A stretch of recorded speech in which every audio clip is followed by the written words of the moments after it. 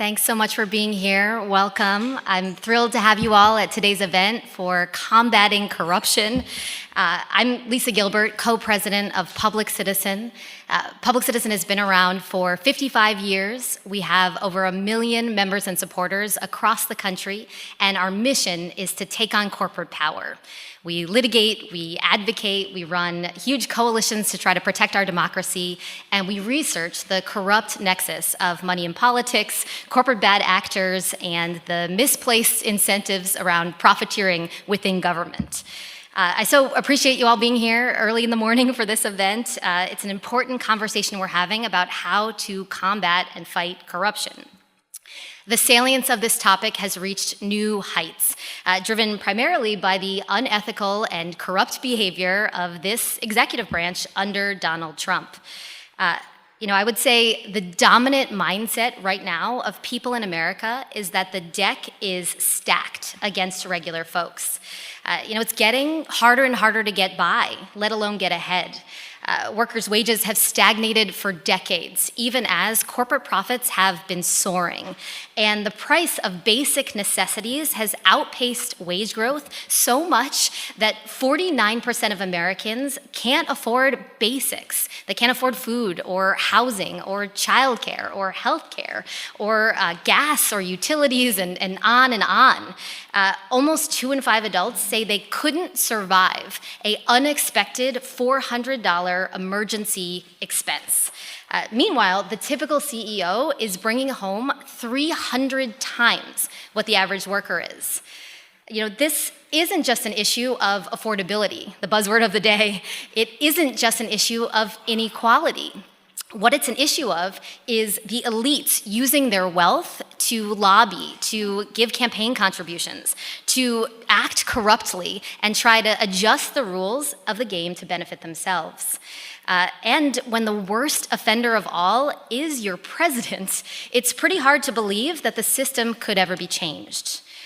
We all know that Donald Trump and his immediate family have made billions exploiting the highest office in the land. These gains are from cryptocurrency, from overseas deals, from media ventures that are all clearly tied to Trump's role as president. Trump's net worth right now is $6.3 billion.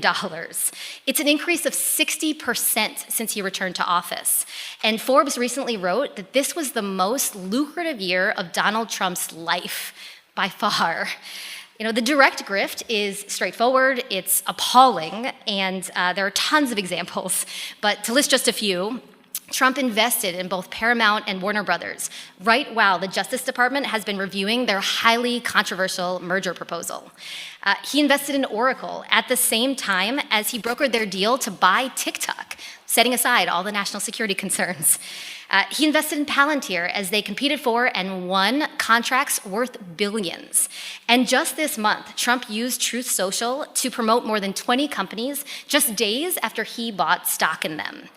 The profiteering list is endless, and it is disgusting. Of course, it's not the only corrupt issue at hand. In addition to this kind of grift, Trump has transformed the presidential pardon from an instrument of mercy to a helpful thing for insiders. He's using clemency to reward his cronies. And as a result, this entire new cottage industry has sprung up, peddling pardons to criminals for millions. We've also seen the proliferation of K Street-connected White House senior staff and a robust revolving door back to corporate America, back to lobby shops. And from inside the administration, we've seen scandalous, ongoing engagements with the predictive markets, the latest being Trump's teleprompter operator making $90K betting off of his speeches. Of course, it's not just the executive branch that has the monopoly on corruption. The legislative branch and the judicial branch are also riddled with similar problems, corporate corrupt influence and misplaced personal profiteering incentives. It just all comes back to money. As our newest Public Citizen report shows, the dollar amounts are ever increasing. A scary stat, our research found that just 1/3 of all corporate political spending since the 2010 Citizens United decision is happening now, in this election cycle. These midterms, 1/3 of all corporate political spending. It's shocking. And when you say all of this in one breath, it just underscores why prioritizing anti-corruption is both so popular and so important. We have to move policy focused on changing the way government operates that changes how corporations can play the game.